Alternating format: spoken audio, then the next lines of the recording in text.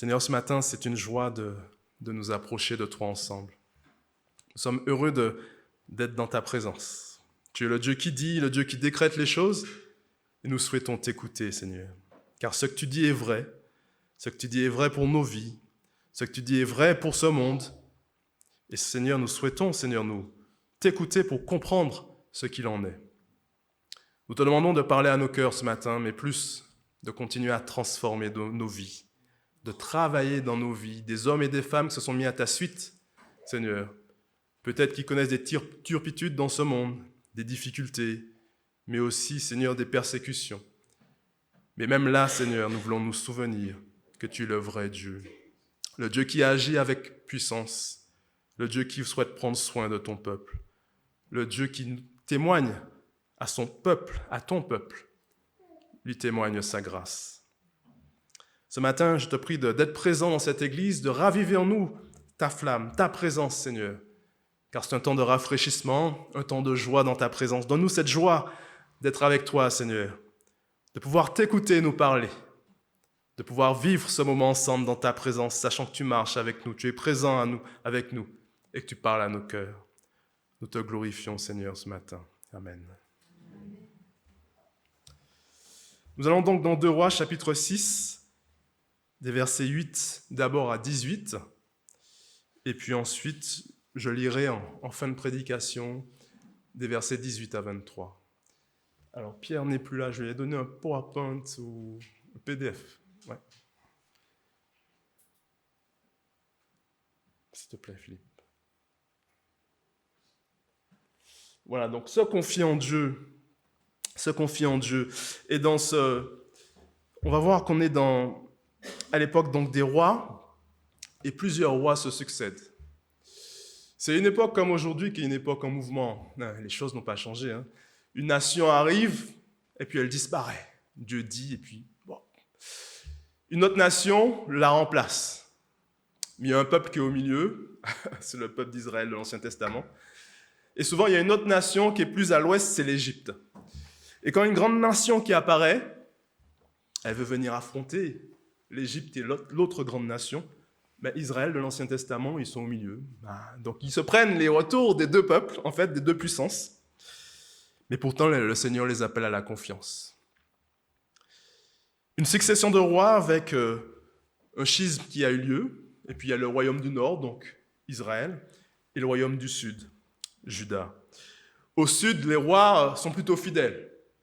Mais il y a une succession de rois, on va dire fidèles, qui font des réformes, qui plaisent à Dieu. Et puis un autre arrive, il défait tout ça, il fait retomber le peuple dans l'idolâtrie. Mais au nord, c'est la catastrophe. Là, ils se sont complètement éloignés de Dieu. Après Salomon, il y a eu Jéroboam qui est arrivé, il a installé le culte des veaux d'or.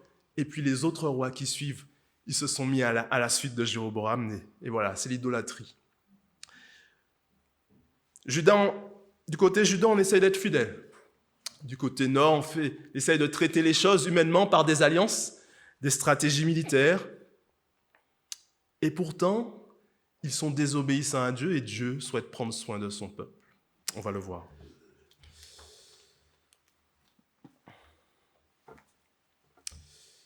Le roi de Syrie était en guerre contre Israël.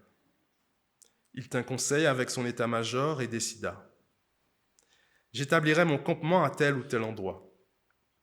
Immédiatement, l'homme de Dieu fit dire au roi d'Israël: garde-toi bien de passer par tel endroit, car les Syriens y ont pris position. Alors le roi d'Israël envoya quelques hommes en reconnaissance à l'endroit que lui avait signalé l'homme de Dieu. Cela se produisit à plusieurs reprises, au point que le roi de Syrie en fut profondément troublé. Il convoqua ses officiers et leur dit: ne voulez-vous pas me dire qui parmi nous est du côté du roi d'Israël? L'un de ses officiers lui répondit: personne, mon seigneur le roi.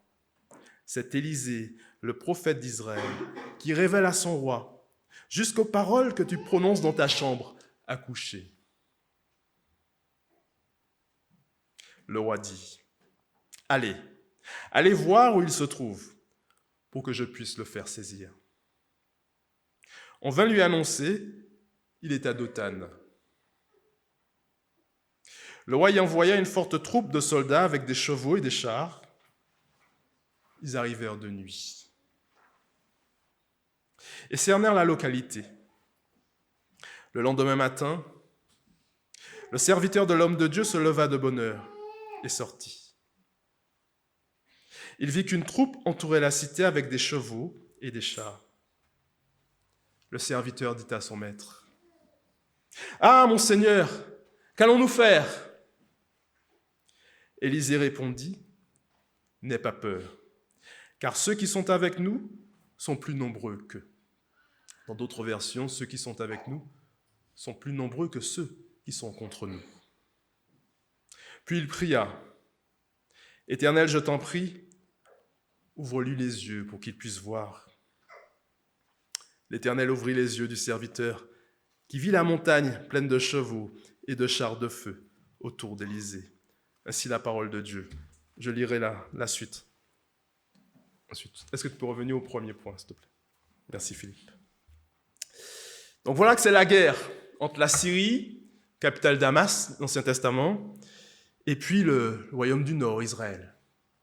Il y a Joram qui a succédé à Akab, mais Joram, dès le début de son règne, Dieu déclare ce qui est, il est mauvais aux yeux de Dieu, il fait ce qui est mauvais aux yeux de Dieu. C'est un mauvais roi.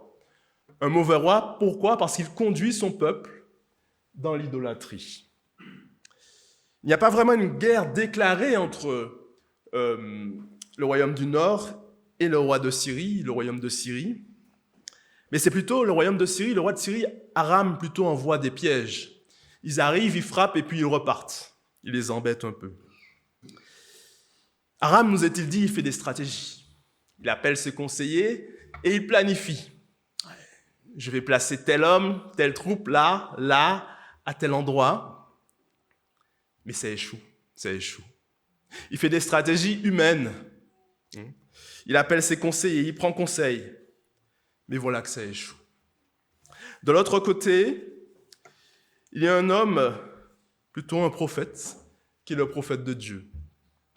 Et lui, Dieu lui révèle ce qu'Aram prépare, roi de Syrie. Ainsi, il prévient le roi d'Israël. Attention, Aram prépare un piège ici. Vas-y, mets tes hommes à tel endroit. Donc le royaume du Nord est préparé. Ils ne sont pas surpris. Il nous a dit que cela arrive plusieurs fois. C'est bien qu'Aram, l'hébreu, nous dit, son cœur est enragé, abattu. Il ne comprend plus ce qu'il se passe, ce qui lui arrive.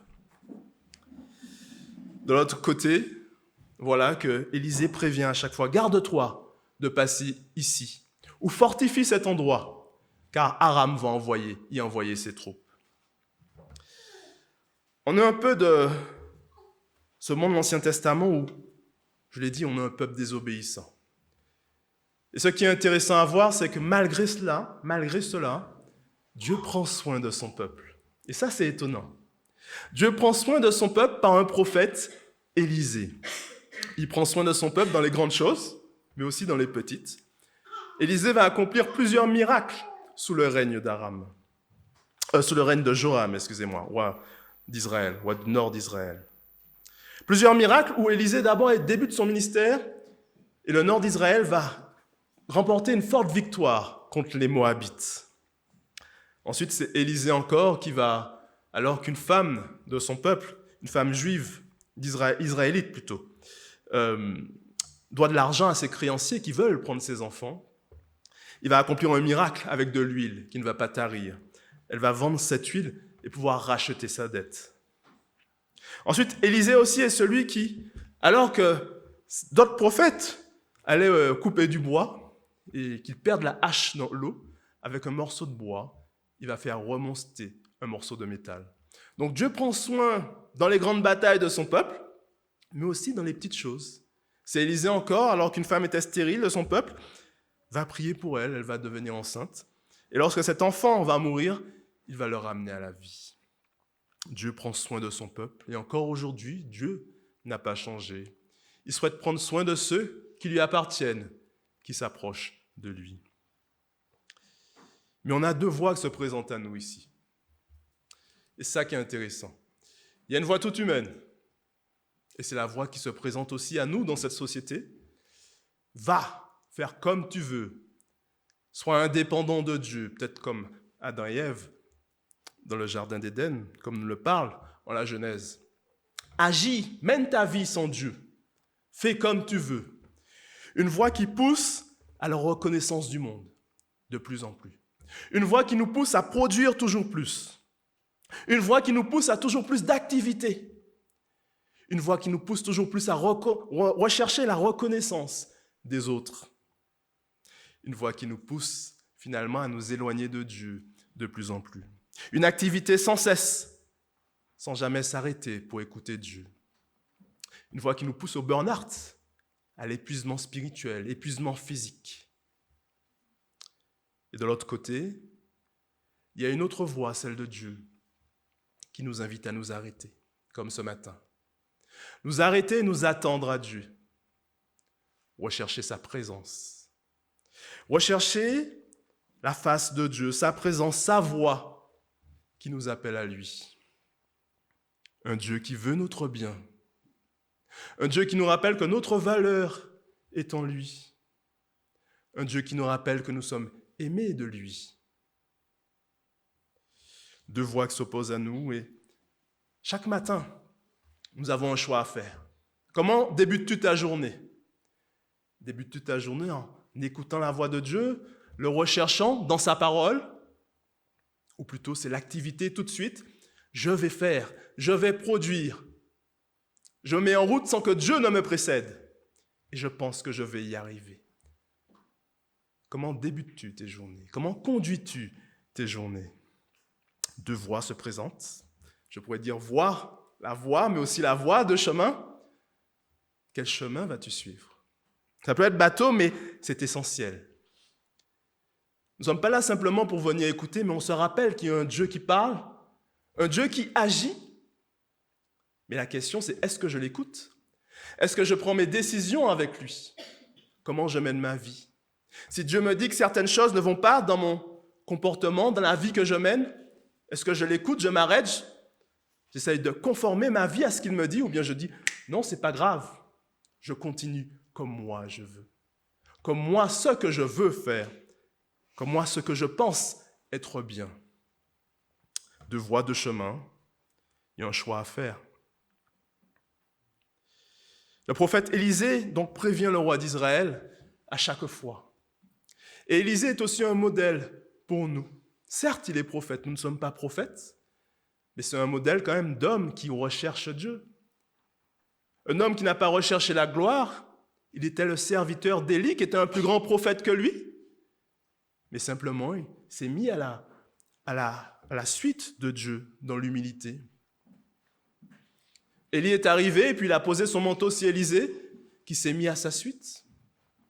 Élisée n'a pas tout compris, mais pourtant il a accepté cet appel de Dieu. Ce n'est pas ici simplement l'appel de prophète, mais c'est un appel pour chacun de nous, où Dieu nous appelle aussi à sa suite, à le connaître, à nous arrêter pour écouter. Un homme qui a recherché la présence de Dieu, un homme qui n'a pas recherché la gloire, mais qui a recherché la volonté de Dieu. Un homme qui s'est mis à l'écoute de Dieu pour transmettre ce que Dieu lui dit de faire, comment Dieu lui dit d'agir, pas ce qu'il voulait faire. Un homme qui était présent pour devenir l'outil de Dieu, non l'outil des hommes. Est-ce que tu laisses Dieu te précéder dans ce que tu as à faire? Ou c'est toi qui décides, je vais agir, je vais faire telle réunion ce matin, telle activité. Et penses-tu vraiment que sans Dieu, cela va réussir? Non. Aram, il est dans la folie, découragé. Il ne comprend pas ce qui lui arrive.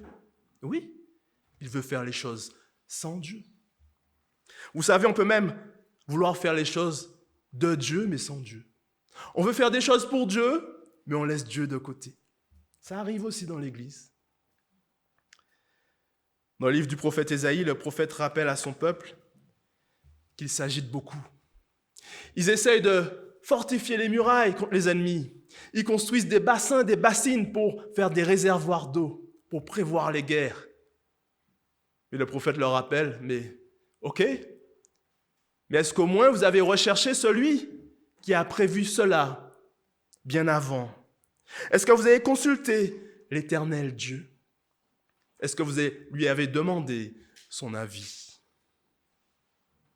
Jésus aussi, dans la prière du Notre Père, rappelait à ses disciples qui lui demandaient « Enseigne-nous à prier ». La première chose qu'il leur enseigne, c'est la dépendance, rester dans la dépendance de Dieu, notre Père qui est aux cieux. Chaque matin, recherches-tu la dépendance envers ce Dieu qui conduit les choses?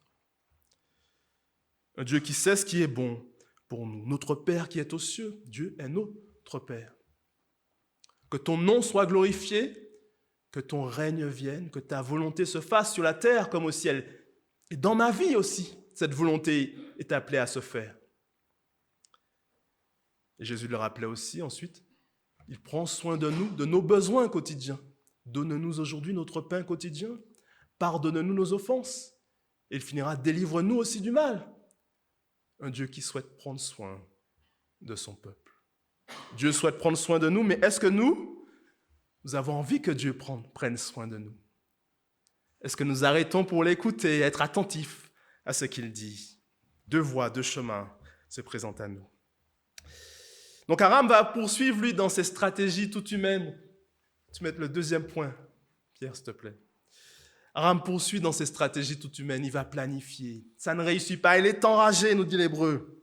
Son cœur est désabusé. Et oui, Dieu fait les choses. Tu ne peux pas cacher les choses à Dieu. Et c'est ce qu'il va découvrir.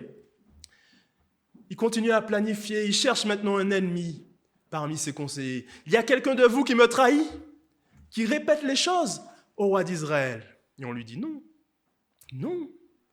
C'est simplement le prophète Élisée qui te précède, qui dit, il rapporte les paroles que tu dis. Et en hébreu, les paroles que tu dis dans la chambre, mais même dans ton lit. Même dans ton lit, c'est ironique. Voilà un homme qui pense qu'il contrôle, qu'il pense qu'il sait que ses plans vont réussir, mais même dans son lit, rien n'est caché à Dieu. Un verset nous dit que le cœur du roi est dans la main de Dieu comme un courant d'eau, et c'est la vérité. Dieu n'est pas surpris. Et c'est la même chose pour nous. Quand quelque chose nous arrive dans cette vie, Dieu n'est pas surpris de ce qui t'arrive.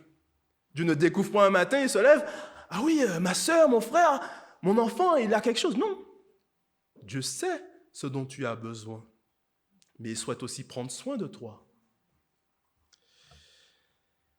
On peut aussi agir finalement comme ce roi de Syrie, Aram. Une mentalité aussi qui peut pénétrer l'Église. On est dans un environnement aussi où les choses vont vite, j'ai faim, c'est Uber, ou bien j'ai Deliveroo. Faut que en plus que celui qui me livre, il faut qu'il aille vite. Parce que s'il arrive en retard, moi j'annule ma commande. Je peux prendre des taxis Uber, Captain, il y en a encore plein d'autres, plein de réseaux sociaux. J'ai le choix de l'instantané, il faut que ça aille vite. J'ai même vu qu'en Irlande, on pouvait se faire livrer par des drones. Et voilà, ça va vite, et les choix sont rapides, il faut que je vois dans les transports, le pouce il travaille, le swipe, je change. Il faut vite capter l'attention, sinon, voilà, on se désintéresse. Et c'est une mentalité aussi qui peut rentrer dans l'Église. On peut considérer l'Église comme Amazon, Google. Je passe commande, Amazon Prime, puis boum, il faut que mon paquet il arrive 24 heures après. Et puis si ça ne me plaît pas, les choses que j'ai commandées ne me plaisent pas, je pars. Je pars. Je peux même déposer une plainte. Mais le Seigneur nous rappelle que Dieu agit par sa puissance dans l'Église. L'Église n'est pas Amazon ni Google. Elle est la maison de Dieu, la famille de Dieu. Quand je rentre dans l'Église, il s'agit de femmes et d'hommes transformés par Dieu. Dieu qui agit avec puissance, comme il le fait à ce moment avec son peuple dans l'Ancien Testament, pour transformer des vies, les appeler à lui. Des hommes et des femmes dont le cœur a été changé par Dieu. Il ne s'agit pas d'un fake, il ne s'agit pas d'hypnose ou quelque chose, c'est bien Dieu qui agit par sa puissance. Des hommes et des femmes, on vient de différentes cultures, nous n'avons pas eu la même éducation et pourtant on se rassemble dans un même lieu pour écouter la voix de Dieu. L'Église est bien ce peuple transformé par Dieu, appelé par Dieu à sortir pour se mettre à sa suite. Un peuple qui vit une vie nouvelle pour vivre normalement des relations authentiques, dépourvues de mensonges. Un peuple qui recherche l'humilité. Un peuple aussi qui, comme Acte 2 nous le dit, 42 à 48, comme la première église de Jérusalem, appelé à vivre cette unité, à grandir dans son espérance, vivre la prière ensemble en tant que communauté, vivre la communion fraternelle, les repas fraternels, sera appelé de la mort et de la résurrection du Christ par la scène. Mais un peuple aussi qui témoigne au monde par leur vie changée. Voilà ce qu'est l'Église. L'Église n'est pas une entreprise humaine. Jésus lui-même a dit « Je bâtirai mon Église » à Pierre. C'est bien Dieu qui bâtit son Église.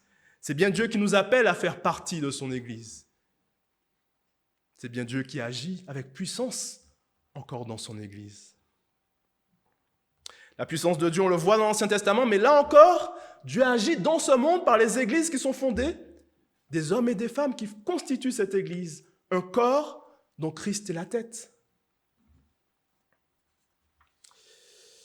Donc Aram, lui, il poursuit dans sa voie, et là, il souhaite faire arrêter le prophète Élisée. Et il envoie des chars pour le chercher. Est-ce que tu peux changer de diapo, s'il te plaît? Il envoie des chars et une troupe puissante, des chars, des chevaux, pour l'arrêter. Mais voilà que lui, le prophète encore, pense-t-il que le prophète n'est pas prévenu de tout cela? Le roi de Syrie est encore bien naïf. Il est aveuglé, il reste dans sa naïveté, il ne comprend pas les choses, n'a pas appris la leçon. Mais nous aussi, on le voit pour eux. Après de nombreuses victoires, l'opposition peut apparaître. L'ennemi intensifie ses charges. Il s'agit aussi de voir aussi que pour nous, dans notre vie chrétienne, la vie chrétienne a des hauts et des bas. Quelquefois aussi, dans notre marche avec Dieu, l'opposition peut aussi grandir et s'intensifier. Mais la question est pour nous, comment allons-nous réagir? Est-ce que nous allons nous laisser déstabiliser par ce qui se produit? Non. Le prophète dit à son serviteur, n'aie pas peur. N'aie pas peur, mais vois. Ceux qui sont avec nous sont plus nombreux que ceux qui sont avec eux. Et il va prier pour que les yeux de son serviteur s'ouvrent. Et voilà que le serviteur voit l'armée de Dieu, des chars et de chevaux de feu, une armée entière tout autour de la colline, autour du prophète Élisée. En 1 Corinthiens chapitre 2, il nous est dit que l'homme naturel n'accueille pas ce qui relève de l'Esprit de Dieu. Car c'est une folie pour lui, c'est une folie. Il ne peut pas connaître cela, parce que c'est spirituellement qu'on en juge. L'apôtre Paul rappelle aussi que nous n'avons pas à lutter simplement contre la chair et le sang en tant que chrétiens, mais contre toutes les dominations, les puissances, les princes du monde des ténèbres, les autorités dans les lieux célestes. Il nous invite encore en Éphésiens 6 à revêtir donc toute l'armure de Dieu, à demeurer attaché à Dieu. Il parlera de la cuirasse de la vérité, le casque du salut, l'épée de l'esprit, la ceinture de la vérité, les chaussures qui ont un zèle pour l'évangile. Des armes défensives pour nous dire de rester attachés à Dieu, de demeurer attachés à lui. Oui, l'opposition peut être là, mais Dieu est présent. Il reste le Dieu Tout-Puissant, qui agit aussi avec puissance pour son peuple. Le psaume 34 nous le dit, « Le messager du Seigneur dresse son camp autour de ceux qui le craignent, et il les délivre. » Oui, l'opposition est là, mais je prie ce matin que nous puissions aussi voir, ouvrir les yeux, mais nous affermir aussi dans les réalités qui sont en Christ, qui nous ont été offertes en Jésus-Christ. Oui, Dieu a fait toutes choses nouvelles pour son peuple, un peuple qui lui appartient, un Dieu qui agit avec puissance pour ceux qui appartiennent à Christ. Et l'apôtre Paul rappelle aussi, tu peux passer l'autre slide s'il te plaît, ce qu'il a accompli en Jésus-Christ, la puissance qu'il a déployée en Jésus-Christ. Un Dieu qui a déployé sa puissance, nous rappelant que Christ désormais a été élevé à la droite de Dieu, au-dessus de toute domination, de toute autorité, de toute puissance dans les lieux célestes, de toute dignité, même de tout nom qui ne peut se nommer. Non seulement dans le siècle présent, mais encore dans le siècle à venir. Tout a été mis sous ses pieds. Le Seigneur nous appelle à nous affermir dans ces réalités qui sont en Jésus-Christ. Pas simplement à vivre une vie de miettes, mais à comprendre ce que Dieu fait, comment il agit, la puissance qu'il a déployée pour son peuple et la puissance qu'il déploie encore pour nous. Dieu est présent ce matin, Dieu agit, mais sommes-nous à son écoute? Nous attendons-nous à Dieu? Dieu agit avec puissance, mais il témoigne aussi à son peuple sa grâce. Est-ce que tu peux changer, Pierre, s'il te plaît? Je vais lire maintenant la dernière partie, des versets 18 à 23. Les Syriens se dirigèrent vers Élisée, et celui-ci pria l'Éternel en disant : « Je te prie, Seigneur, frappe d'aveuglement toute cette troupe. » Et l'Éternel les frappa d'aveuglement, comme Élisée l'avait demandé. Élisée dit aux soldats : « Vous n'êtes pas sur le bon chemin. Ce n'est pas ici la ville où vous voulez aller. Suivez-moi, et je vous conduirai vers l'homme que vous cherchez. » Il les conduisit à Samarie. Lorsqu'ils furent arrivés à Samarie, Élisée pria encore : « Éternel, ouvre les yeux de ces hommes pour qu'ils voient maintenant. » L'Éternel leur ouvrit les yeux et s'aperçurent qu'ils étaient à l'intérieur de la ville de Samarie. Lorsque le roi d'Israël les vit, il demanda à Élisée : « Dois-je les tuer, mon père ? » ?»« Non, lui répondit Élisée, ne les tue pas. Massacres-tu des soldats que tu as capturés grâce à ton épée ou ton arc ? Au contraire, fais-leur servir du pain et de l'eau pour qu'ils mangent et qu'ils boivent, puis qu'ils retournent chez leur souverain. » Alors le roi d'Israël leur fit servir un repas copieux. Ils mangèrent et burent. Puis il les renvoya et ils retournèrent chez leur souverain. Depuis lors, les troupes syriennes cessèrent leur incursion sur le territoire d'Israël. Là, c'est un peu étonnant. Les Syriens donc attaquent, ils descendent pour se saisir du prophète. Mais Élisée prie et Dieu les aveugle. Ensuite, il y a quelque chose d'étonnant encore. Il les conduit, ils vont le suivre jusqu'en Samarie. Je n'ai pas trop compris. C'est un peu bizarre, vous me direz. Mais on comprend que Dieu vraiment a agi. Quand Dieu fait quelque chose, il ne le fait pas à moitié. Et Dieu veut montrer à son peuple, oui, son peuple rencontre l'opposition, mais Dieu combat et combat puissamment. Et sa grâce est présente pour son peuple. Une grâce qui sauve. Le peuple n'a même pas eu à lutter. C'est Dieu qui a agi. Dieu a agi puissamment. Dans tes combats, dans tes luttes, souviens-toi de qui est ton Dieu. Souviens-toi de ce qu'il peut accomplir avant que toi-même tu n'agisses. Souvent, nous voulons précéder Dieu, lui dire ce qu'il a à faire. Mais Dieu, lui, il souhaite agir, même avant que nous ayons à lui dire ce qu'il a à faire. Souviens-toi de qui est ton Dieu ce matin. Un Dieu qui fait grâce même à ses ennemis. Ces hommes auraient pu être tués par le roi d'Israël, qui lui est content de les avoir, il n'a rien fait. Est-ce que je dois les frapper, les tuer? Non. Donne-leur à manger, donne-leur à boire, et puis renvoie-leur vers leur suzerain. Le but du repas était de sceller une alliance entre les deux peuples. Et on le voit après, ils retournent vers leur roi, Aram, et ils ne reviendront plus embêter le royaume du Nord. Bon, par la suite, on va lire qu'ils reviendront encore, ils n'ont pas appris. Mais pour l'instant, les choses vont se calmer. Mais on voit un Dieu de grâce qui agit avec puissamment pour son peuple. Ils n'ont pas à combattre. Et en même temps, un Dieu de grâce qui agit puissamment aussi pour attirer ses ennemis à lui. Les sortir de l'aveuglement pour qu'ils puissent voir. On peut se dire, ces hommes, ils n'ont pas compris, mais ces hommes, c'était aussi nous. Et peut-être encore vous ce matin. Des personnes qui sont dans l'aveuglement, des personnes qui n'ont pas encore entendu la voix de Jésus les appeler. Des personnes qui suivent une voie peut-être qui n'est pas la bonne, mais pourtant Dieu souhaite nous réorienter ce matin, nous appeler à revenir à lui, à le connaître. Dieu nous rappelle que par la mort, le sacrifice de son Fils, il a appelé des hommes et des femmes à le connaître, leur donnant une vie nouvelle, une vie transformée, pardon, réconciliation avec lui, salut. Et bien d'autres encore. La rédemption englobe bien d'autres choses. Un peuple appelé à marcher avec Dieu désormais. Un peuple dont Jésus-Christ est le roi. Une nouvelle communauté sainte qui glorifie Dieu. Mais plus, le Seigneur nous rappelle que celui qui désormais marche avec nous, qui vit en nous, est plus grand que celui qui est dans le monde. Ceux qui sont avec nous sont plus nombreux que ceux qui sont contre nous. Celui qui vit en nous est plus grand que ceux qui sont contre nous, que celui qui est dans le monde. Car Jésus-Christ a remporté la victoire. Et Romains 8 nous l'a dit, si tu peux passer la slide suivante. Que dirons-nous donc à ce sujet? Si Dieu est pour nous, qui sera contre nous?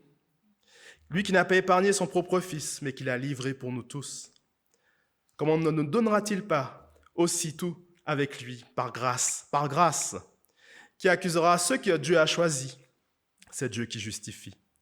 Qui condamnera? C'est Jésus-Christ qui est mort. Bien plus, il s'est réveillé.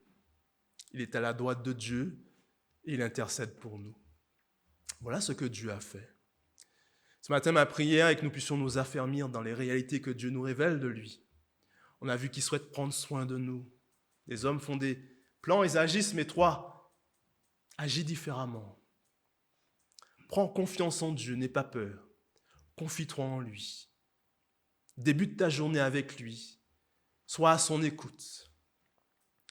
Dieu me révèle aussi sa puissance, nous révèle sa puissance ce matin. L'opposition peut être là, peut-être au travail, peut-être différemment. Et rappelle-toi de qui est ton Dieu. Et enfin, rappelle-toi de la grâce que Dieu t'a témoignée. Un Dieu qui t'a fait grâce pour que tu puisses le connaître, cela ne vient pas de toi. C'est bien Dieu qui fait grâce. C'est bien Dieu qui appelle. C'est bien Dieu qui sauve. C'est lui qui nous précède et qui nous aime avant même que nous l'aimions. Mais souviens-toi aussi que c'est un Dieu qui souhaite faire grâce à ses ennemis. Peut-être à tes ennemis ce matin, à tes opposants. Dieu aussi souhaite leur faire grâce. Et peut-être cette grâce viendra de toi, même si tu n'es pas encore préparé pour cela. Et peut-être que le Seigneur souhaite travailler aussi en toi pour que cette grâce vienne de toi. Que le Seigneur puisse nous remplir de son amour ce matin, de sa présence. Nous rappeler sa présence à nos côtés. Il marche avec nous. Il est le Dieu puissant, le Dieu qui fait grâce. N'aie pas peur, mais aie confiance.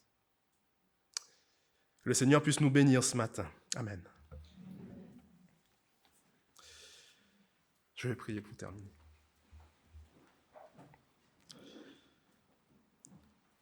Seigneur, merci pour cette parole, j'espère encourageante, dans un monde trépidant, un monde en mouvement, qui demande beaucoup aussi, ça nous demande beaucoup d'activité quelquefois. Et Seigneur, aide-nous aussi à nous arrêter, à dire un moment stop, Seigneur, car nous voulons t'écouter. Nous voulons te remercier, Seigneur, même dans cette activité, tu es présent avec nous. Tu marches à nos côtés. Nous voulons te remercier car, Seigneur, ce que tu souhaites, c'est nous précéder dans ce que nous allons faire, matin après matin. Et Seigneur, même quand les choses peut-être nous dépassent, nous voulons nous rassurer aussi de ta présence. Tu nous l'as dit ce matin, n'aie pas peur, mais aie confiance. Celui qui vit en toi est plus grand que celui qui est dans le monde. Seigneur, permets-nous de nous affermir dans ces réalités qui sont en Jésus-Christ. Ouvre les yeux de nos cœurs, notre intelligence, que nous soyons renouvelés par ton esprit pour comprendre ce qui nous a été offert en Jésus-Christ. Seigneur, bénis ton peuple ce matin, un peuple qui te recherche et qui souhaite se mettre à ta suite, à ton écoute. Bénissons ton peuple pour cette semaine qui va débuter. Au nom de Jésus-Christ, amen.